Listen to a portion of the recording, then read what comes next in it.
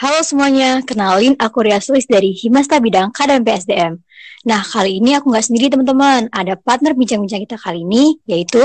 Hai semua, kenalin aku Ayu Kristina dari Himasta Bidang K dan PSDM. Pada kesempatan kali ini, aku jadi moderator nih menemani Karya pada podcast ini. Oke Ayu, gini teman-teman, segitu aja ya kenalannya. Langsung aja, kita kali ini berada di Podstat yang keempat. Wow, Yeay. podcastnya udah nyampe edisi keempat ya Kak, keren banget nih. Oh iya, Jelas yuk. mau tanya dong, untuk podcast kali ini itu yang jadi pembicaranya siapa sih? Wah, untuk Podstat kali ini sudah pasti pembicaranya keren banget dong yuk. Penasaran nggak Ayu? Penasaran banget dong, siapa sih orangnya? Langsung aja ya, pembicara Podstat edisi keempat ini ada Kak Imade Krisnajaya dari Statistika 2017. Wow, Kak Krisna ya orangnya. Iya, Kak Krisna. Nah, Kak Krisna ini sekarang menjabat sebagai Koordinator Bidang Internal BEM FSM 2020. Dan dulunya, Kak Krisna juga pernah menjabat sebagai Ketua Bidang Kadin PSDM Himasta periode 2019 yuk. Wow, keren banget ya ternyata. Jadi nggak sabar nih aku. Oke, langsung aja ya yuk kita sambut Kak Imade Krisnajaya. Halo, Moshi Moshi. Halo Kak Krisna. Oh ya, halo Ria, halo Ayu, halo semuanya.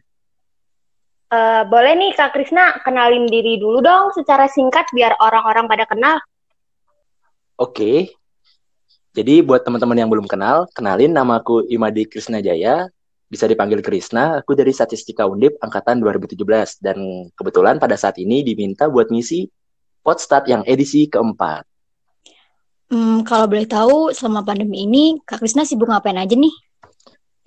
Ya, akhir-akhir ini lagi sibuk ngekos ya, berhubung aku juga lagi di Semarang, jadi sibuk ngekos, bangun pagi, bersihin kamar, masak mie pagi-pagi, ya sibuk sih akhir-akhir ini. Sama lagi sibuk menata hidup juga sih, kebetulan lagi banyak merenung, jadi lagi menata hidup sekarang. Asik. Oh, sibuknya gitu aja Kak? Nggak sibuk kuliah gitu? Atau ngerjain Oh iya, tugas? oh sibuk, kalau kuliah mah sibuk ya. Ya pagi-pagi bangun, kuliah tuh lumayan sibuk juga ini ya. Tapi aku tidak pernah menganggap kuliah itu sebagai sebuah kesibukan, karena memang ketika mencari ilmu, itu udah dari tulus hati, jadi itu tidak merasa sibuk gitu ya. Asik. Asik banget nih. Oke, langsung aja ya nih Kak. Kali ini kan kita akan bincang-bincang santai membahas tentang kaderisasi terbuka. Nah, menurut Kak Krisna, apa sih yang dimaksud dengan kaderisasi? Wah, pertanyaannya langsung berat ya awal-awal ya. Oke, sebelumnya aku mau disclaimer dulu bahwa yang bakal aku sampaikan ini adalah point of view kaderisasi yang aku lihat sendiri berdasarkan pengalamanku sendiri. Karena memang ketika kita berbicara tentang kaderisasi ini sangat luas ya, dan nggak bisa kita memandangnya hanya dari satu sudut pandang. Jadi ketika kita berbicara tentang apa yang dimaksud kaderisasi, mungkin di mana-mana sama aja pengertiannya gitu. Dan coba aku sampaikan dengan bahasaku sendiri, bahasa pemahamanku sendiri. Bahwasanya kaderisasi itu adalah sebuah proses pendidikan jangka panjang untuk mengoptimalkan potensi-potensi kader dengan menanamkan nilai tertentu. Sehingga harapannya kader-kader yang dihasilkan nantinya oleh si kaderisasi ini bisa jadi kader yang tangguh, kader yang kuat, kader yang jago, dan jadi kader yang bernilai seperti itu. Oh, jadi kaderisasi itu seperti itu ya, Kak? Iya, seperti itu. Menurutku loh ya, ini kan dari point of view-ku gitu. Teman-teman punya definisi sendiri juga gak masalah. Intinya ya itu sih tentang kaderisasi. Oh, jadi seperti itu ya Kak Krisna mendefinisikan kaderisasi. Bukan mendefinisikan sih ya, kan aku juga bukan seorang ahli, sarjana juga belum gitu. Jadi lebih ini sih, lebih apa yang aku tangkap seperti itu gitu tentang kaderisasi. Oh, oke Kak. Menurut Kak Krisna nih, kaderisasi itu penting gak sih Kak? Penting gak ya? Penting gak tuh? Kalau menurut kalian gimana Hayo. nih? Menurut Ayu sama Ria penting gak? Kalian kan udah pernah dikaderisasi dong. Kalau menurut aku, kaderisasi itu penting Kak. Karena di mana kaderisasi itu kan untuk mewariskan nilai ya. Nah, nilai-nilai tersebut bertujuan untuk regenerasi dari organisasi yang akan kita ikuti seperti itu, Kak. Kalau dari aku hampir sama sih sama Karya tadi. Kaderisasi itu penting, soalnya kalau misal kita nggak menerima proses kaderisasi di awal-awal perkuliahan, kayak maba gitu, nanti kita nggak bakal tahu ke depannya gimana, organisasi kita gimana, kita jadi orang seperti apa gitu sih Kak, kalau menurut aku. Betul banget tuh. Wih, cerdas Ayu memang luar biasa. Memang Iya cocok dong. di KPSDM. Oke, kalau dari aku ya, ketika kita berbicara dalam konteks kaderisasi, mungkin aku pengen melihatnya dari beberapa perspektif. Pertama dari perspektif ketika aku memang sebagai mahasiswa baru gitu. Menurutku penting kaderisasi itu. Karena apa? Karena aku ngerasain sendiri. Banyak yang aku dapetin dan memudahkan aku juga untuk beradaptasi ketika kehidupan mahasiswaku ini. Dan uniknya adalah, sebagian besar manfaat yang aku rasakan di kaderisasi itu, aku rasakan setelah proses kaderisasi yang didampingi sama kakak tingkat. Jadi memang apa pentingnya public speaking, apa pentingnya mampu beradaptasi dalam segala kondisi, itu benar-benar kerasa gitu dalam kehidupan kita sebagai mahasiswa. Dan kalau untuk pentingnya ketika langsung dirasakan saat proses kaderisasi itu, menurutku yang asiknya itu adalah ketika aku bisa mengenal bermacam-macam orang mulai dari ujung timur Indonesia sampai ujung barat Indonesia, itu ketemu tipe-tipe orangnya, ada yang aneh-aneh gitu loh. Jadi lucu aja gitu ketemu teman-teman. Mungkin kalau dari perspektif si panitia kaderisasi, ini penting juga karena kan melakukan suatu kaderisasi, mengkader orang itu nggak mudah, nggak bisa sembarangan juga kan. Banyak aspek yang perlu kita pelajari, mulai dari aspek psikologi si peserta kadernya, mulai dari bagaimana kita memanajemen suatu kepanitiaan, bagaimana kita mendesain suatu rancangan agar nilai kita yang ingin kita sampaikan itu terwariskan ke si peserta kader, itu nggak mudah. Jadi di sini penting buat kita belajar hal-hal itu. Dan dari perspektif bapak-bapak dan ibu-ibu birokrasi sana, seharusnya beliau-beliau senang gitu dengan adanya kaderisasi mahasiswa yang baru masuk di Departemen Statistika ya khususnya. Jadi lebih mudah lagi untuk beradaptasi dengan kondisi perkuliahan, sehingga menerima materi pun jadi lebih mudah mungkin gitu ya. Mungkin dari aku gitu sih jawabannya. Keren banget emang jawabannya. Setuju banget tuh Kak aku. Tadi kan Kak Krisna udah menjelaskan tentang kaderisasi itu penting. Nah, kalau boleh tahu, unsur-unsur apa sih Kak yang harus ada dalam suatu kaderisasi? Unsur ya. Kalau unsur-unsurnya sendiri menurutku yang pertama yang pasti harus ada ya si peserta kaderisasinya harus ada. Terus orang yang mengkader juga harus ada. Nilai-nilai apa yang ingin dibariskan itu harus jelas dan harus ada.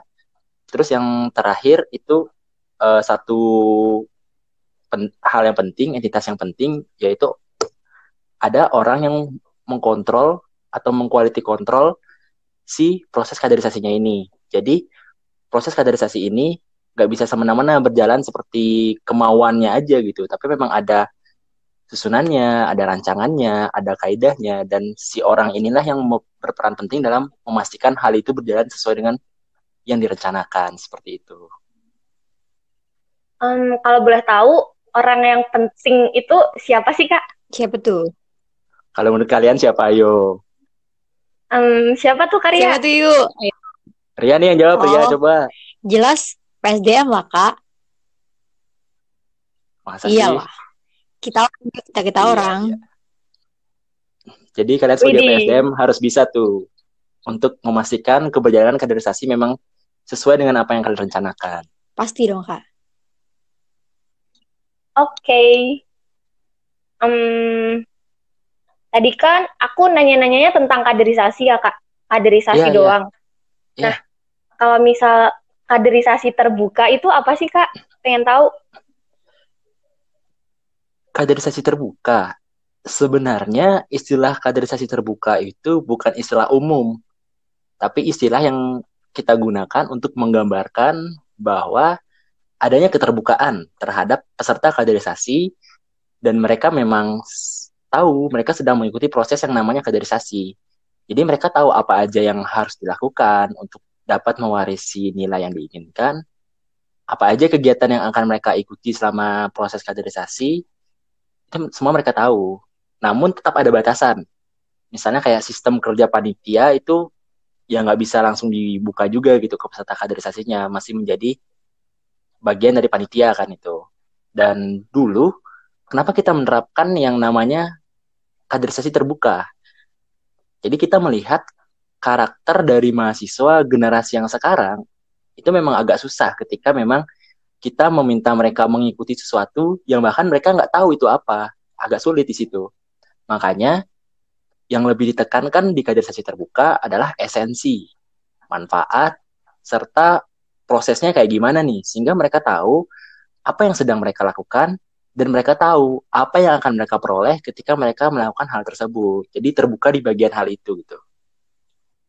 Oh, jadi ngelakuinnya nggak secara tertutup gitu ya, Kak? Iya, Diem-diem gitu. nggak ngumpet-ngumpet. Karena ngapain ngumpet-ngumpet juga. Toh tujuan kita kan memang baik di kaderisasi ini kan. Iya tuh, bener banget. Nah, jadi buat kalian yang berpikiran negatif tentang kaderisasi, tolonglah, kaderisasi ini satu hal yang baik buat kita semua. Ayo guys, positive thinking tentang kaderisasi. Ayo kita belajar berpikir positif. Betul tuh. Positif. Gini Kak, kan suatu kaderisasi itu harus ada kerjasama antara si pengkader dan yang dikader. Nah, treatment apa sih yang paling penting ketika ada salah satu dari pelaku kaderisasi ini masih ada yang memandang atau masih ada yang punya pikiran bahwa kaderisasi itu negatif kayak gitu? Pelakunya ini si peserta kaderisasinya atau si orang yang sedang menjalani proses kaderisasi? Biasanya sih Atau dua-duanya? yang dikader, yang pengkader juga bisa sih, atau Oh, yang dua-duanya juga boleh. dikader. Oh, dua-duanya. Oke, dua-duanya aja ya. Dari yang ini dulu nih, dari orang yang melakukan kaderisasi ya. Mungkin bukan orang yang melakukan kaderisasi, orang yang setingkat dengan orang yang sedang melakukan kaderisasi gitu. Kita berbicara tentang kaderisasi mahasiswa kan Iya, ya. Kak. Mungkin yang setingkat itu. Ketika kita memang berbicara tentang kaderisasi, treatment terbaik adalah treatment yang sesuai dengan orangnya tersebut. Baik dari sisi psikologisnya, itu orangnya kayak gimana, baru kita bisa menentukan pendekatan atau treatment yang tepat. Kita harus cari tahu dulu nih, apa yang sebenarnya menyebabkan dia memiliki stigma negatif. Jika untuk si orang yang setingkat dengan orang yang memberikan kaderisasi atau orang yang sedang menjadi panitia kaderisasi, coba ajak dia berkontribusi untuk membuat kaderisasi itu menjadi lebih baik lagi. Kayak gimana nih enaknya kaderisasi. Dan ketika memang dia berstigma negatif disebabkan pendapat dia tentang adanya proses yang keliru, dan memang niatnya dia baik untuk memperbaiki kaderisasi, dia pasti mau ketika diajak untuk berkontribusi. Lain halnya ketika memang dia berpandangan buruk karena memang dia punya pengalaman buruk, dia memang sedang kesal dengan salah satu panitia kaderisasi, mungkin beda lagi ya, kayak gitu ya. Makanya kembali lagi kita harus cari tahu kenapa dia punya pandangan stigma buruk terhadap kaderisasi itu. Dan untuk si orang yang sedang menjalani kaderisasi, intinya sama, treatment yang harus kita berikan harus sesuai dengan siapa orang tersebut. Bagaimana karakter dia, bagaimana psikologisnya dia, harus kita sesuaikan. Kembali lagi berangkat dari coba cari tahu apa yang menyebabkan dia berstigma negatif. Apakah ketika dia tidak merasakan manfaatnya, berarti kalau memang dia tidak merasakan manfaatnya, coba jelaskan apa yang sedang kalian lakukan dan apa yang dia akan dapatkan ketika melaksanakan hal tersebut. Ketika memang di ujungnya dia tidak mendapatkan sesuatu, memang mungkin dari sistem kaderisasinya ada yang salah. Di sini kita open-minded, coba kita benahi sistem kaderisasinya, kayak gitu. Jadi, jangan anggap stigma negatif itu sebagai hal yang buruk, tapi coba kita bersama-sama cari solusinya gitu. Gimana sih ke depannya buat kaderisasi ini menjadi lebih baik gitu loh. Nah, ada prinsip yang mengatakan apapun yang kalian lakukan pasti akan ada yang tidak suka dengan hal yang kalian lakukan. Daripada kalian pusing atau terlalu berfokus untuk berpikir atau memikirkan orang-orang yang demikian, mending fokus pada apa yang sedang kita kerjakan. Selama itu baik dan sesuai dengan jalannya, ya udah jalanin aja. Tapi kita tetap terbuka sama yang namanya kritik gitu, nggak sekedar langsung tutup telinga aja. Oke, dari aku gitu sih mungkin. Setuju banget tuh. Ya, jadi seorang pengkader itu harus open-minded harus ya. open-minded kita. Dari masalah kritik. Mantep banget lah jawaban dari Kak Krisna itu. Kalian udah open minded belum sebagai Wah, tukang sudah kader? berusaha semaksimal mungkin untuk open minded kita mah ya. Insya Wah, Allah. Iya, semoga. Tadi kan Kak Krisna membahas tentang stigma negatif dari pelaku kaderisasi. Nah, ada nggak sih parameter yang mengatakan bahwa kaderisasi itu berhasil?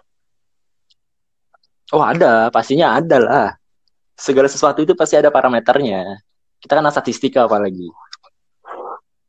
Kalau menurutku sendiri ya, tentang kaderisasi itu dikatakan berhasil, itu bisa kita lihat dari, pertama kita lihat dari prosesnya.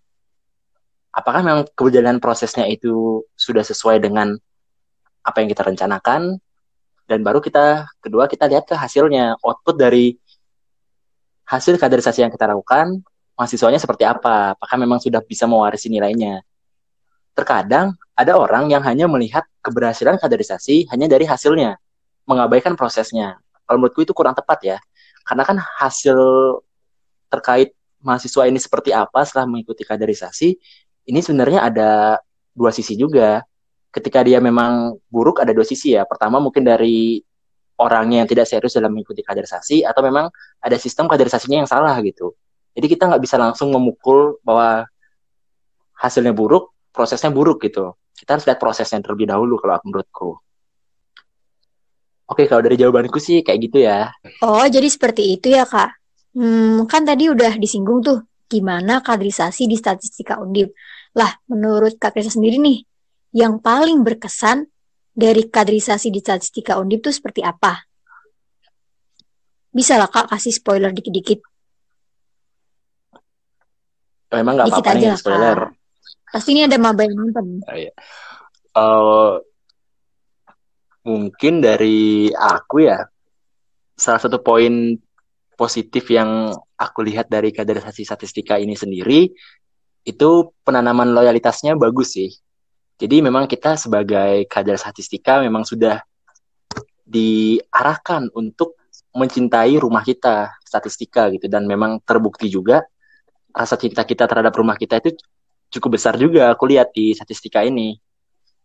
Kemudian mungkin nggak afdol ya kita hanya membicarakan sisi positif, tapi ya ada sisi negatifnya juga. Mungkin ketika aku selama berkecimpung di dunia kaderisasi statistika, hal yang aku sering lihat adalah ketika memang ada suatu permasalahan, cenderung kita saling menyalahkan gitu ketika ada permasalahan. Padahal kan kita bisa mencari solusi bersama yang baik gitu. Mungkin ini bisa dibenahi ya untuk statistika ke depannya. Untuk pengalaman yang paling berkesan ya yang tadi aku bilang sih, ketemu bermacam-macam orang, mulai dari ada orang Bekasi yang ngomong suka nggak pakai filter gitu ya. Ada juga orang dari Boyolali yang sosok imut tapi deketin cewek gitu ya. Bermacam-macam orang lah gitu, jadi asik gitu ketemu temannya. Ada juga orang dari Temanggung, ada dari Demak yang suka ngilang tiba-tiba gitu. Kayak suka aja gitu sama ketemu teman-teman angkatanku dulu. Jadi Iya ya. curcol ya Kak Krisna. Oh iya, aduh Jadi kok keinget. saya jadi curhat di sini. Ya, tapi serius sih. Kan aku udah semester tua ya sekarang ya. Tua lagi. Udah semester mau lulus nih. Jadi emang lagi nongkrong sama teman-temanku, yang kita sering obrolin itu ya pengalaman kita dulu di kaderisasi gitu. Gimana si ini nangis lah, si ini buat nangis kayak gitu. Tapi nangis-nangis yang lucu gitu loh. Tapi emang itu jadi kenangan banget buat kita kenang semuanya. Bisa jadi bahan cerita buat anaknya besok ya Kak. Cucu. Oh, anakku nggak tertarik sama cerita ini dia. Tertarik sama drama Korea kalau anakku nanti ya. Waduh. Kalau kalian ada nggak pengalaman yang paling berkesan selama ikut kaderisasi di statistika? Kalau aku ada sih Kak.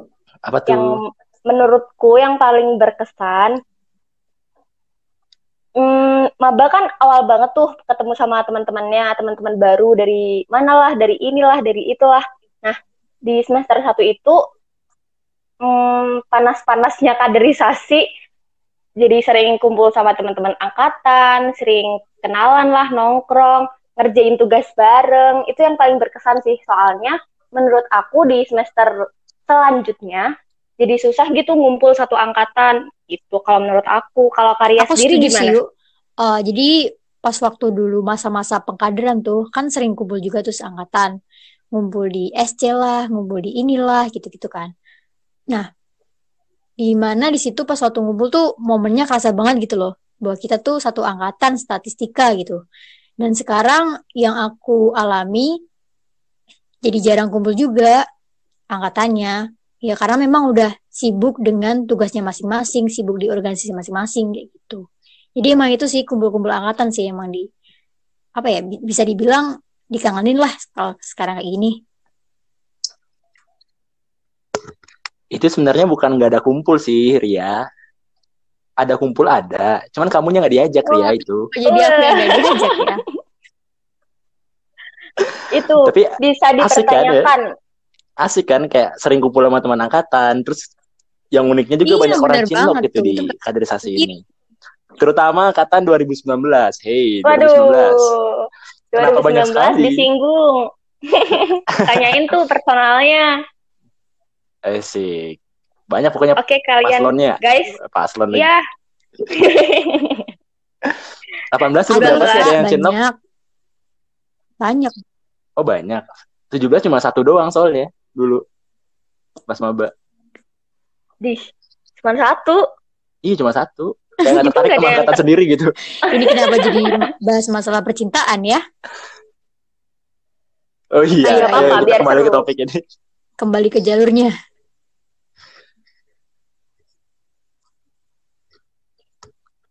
Tadi Kak Krisna udah nyebutin kaderisasi di statistika. Nah, kalau misal kaderisasi yang ada di Undip itu tingkatannya seperti apa? Kalau di Undip sendiri kita ada 3 jenjang tingkatan kaderisasi ya. Yang pertama itu ada kaderisasi di departemen atau jurusan yang namanya LKMM Pradasar. Jadi tingkatan kaderisasi yang diakui di Undip itu ya 3 itu. Pertama LKMM Pradasar di tingkat departemen, kemudian di tingkat fakultas itu ada LKMM Dasar di mana kita bisa milih kita mau LKMM Dasar di fakultas mana juga bisa. Kemudian ada LKMM tingkat menengah atau biasa disebut sama orang-orang itu Madya di tingkat universitas. Nah, jadi kalau Madya ini sistemnya delegasi. Jadi FSM akan mendelegasikan sejumlah orang untuk mengikuti LKMM TM di tingkat universitas kayak gitu. Untuk Rias nanti ditunggu ya Waduh, berkas kok jadi pendaftaran aku nih LKMM Kak? TM-nya. Ya Maju, masa Maju tidak dong, Kak. daftar. kemana tuh? Maju kemana Lihat aja tuh? nanti Kak. Kemana, ayo? Kalau boleh tahu, dulu Kak Krisna Oh ya hadir, eh, gimana? dasarnya di mana Waduh, ya? Aduh, aku dasarnya aku tidak di FSM sih. Aku dasarnya di Fakultas Ilmu Sosial dan Ilmu Politik. Mantap. Kebetulan karena aku emang kan aku dari rumpun saintek kan. Aku juga pengen nih tahu orang-orang dari rumpun sosum tuh kayak gimana. Soalnya terkenal banget nih anak-anak sosum pintar berretorika, pintar untuk bermain di forum kayak gitu. Jadi aku pengen lihat itu sih, makanya aku pengen dasarnya di FISIP, apalagi kan ilmu sosial, ilmu politik kan ya. iya Ini ya, Ria aku juga di FISIP dasarnya di juga. FISIP kalau nggak salah ya. Oh iya. Waduh, Ayu dasarnya di mana? keren-keren. Aku cinta Di FS. FSM dong, Oh iya, cinta sama FSM rumah. keren. Nah, kalau dari Ria sama Ayu sendiri gimana nih? Ada niatan nggak buat sampai ke tahapan LKMM tingkat menengah atau Gimana nih madya? yuk? Ditanya tuh. Kalau kalau dari aku, lihat nanti aja deh Kak ke depannya Wah, biar jadi surprise gitu. Jadi siapa seorang lah. rahasia. Kalau dari aku sendiri Kalau sih, Karya, masih mau mikir-mikir dulu sih. Kalau kepengen sih ada sebenarnya, tapi masih mau mikir-mikir dulu. Oh iya, Oke ditunggu ya Ria Kak. ya berkasnya. wow, kita udah bincang-bincang banyak nih terkait kaderisasi. Apa itu kaderisasi terbuka? Terus penting nggak sih kaderisasi? Nah, dari Kak Krisna sendiri, ada closing statement nggak Kak tentang kaderisasi terbuka ini? Mungkin nggak terlalu banyak sih ya tadi kita bicarain juga karena ini terbatas waktu juga. Mungkin sedikit penyampaian aja sih dari aku. Kalau keberjalanan kaderisasi itu bergantung pada setiap orang yang menyikapinya. Yang namanya permasalahan itu pasti akan ada. Tapi jangan sampai masalah itu datang malah memecah kita semua hingga ujung-ujungnya malah saling menyalahkan. Padahal kita seharusnya bisa untuk saling meringankan, sama-sama cari solusi, karena memang aku yakin tujuan kita semua sama, untuk menjadikan rumah kita, statistika itu tetap berjaya. Sedikit pesan juga untuk yang sedang menjalani proses kaderisasi, tanamkan di mindset kalian bahwa kaderisasi ini adalah untuk kalian, bukan untuk orang lain. Apa yang kalian dapatkan nanti di kaderisasi pasti akan berguna untuk kalian. Seberapa besar manfaat yang akan kalian dapatkan akan berbanding lurus dengan keseriusan, kesungguhan, dan seberapa kalian bisa menyerap nilai yang ada di kaderisasi. Dan buat siapapun yang terlibat di kaderisasi, tetap jaga respect, rasa saling menghargai satu sama lain, saling mengapresiasi apa yang sudah sesama kader statistika lakukan, dan ingat bahwa kita semua adalah sebuah keluarga. Oke, mungkin sekian aja dari aku. Aku mohon maaf apabila selama podcast tadi ada perkataanku yang kurang berkenan. Aku mohon maaf. Dan terima kasih juga buat teman-teman panitia yang udah menyediakan media buat aku juga bercerita gitu. Untuk cerita lebih lengkapnya, kita bisa bincang-bincang di lain kesempatan. Oke, sekian dari aku. Terima kasih. Oke, terima kasih banyak Kak Krisna. Sama-sama Ayu dan Ria. Nah, setelah pembicaraan kita tadi, teman-teman semua kan jadi tahu bahwa kaderisasi itu penting untuk diri kita sendiri dan untuk keberlangsungan regenerasi organisasi atau komunitas yang kita ikuti. Seperti yang udah dijelaskan Kak Krisna tadi, bahwa kaderisasi merupakan suatu proses pendidikan jangka panjang dengan menanamkan ilmu-ilmu dengan harapan kader-kader yang dihasilkan dapat bermanfaat buat kedepannya. Dan yang paling penting, jangan memberikan stigma negatif terhadap proses kaderisasi ya guys. Wah, bener banget tuh Ayu. Bincang-bincang kita kali ini sangat menarik ya. Semoga bermanfaat bagi teman-teman yang dengerin podcast edisi keempat kali ini.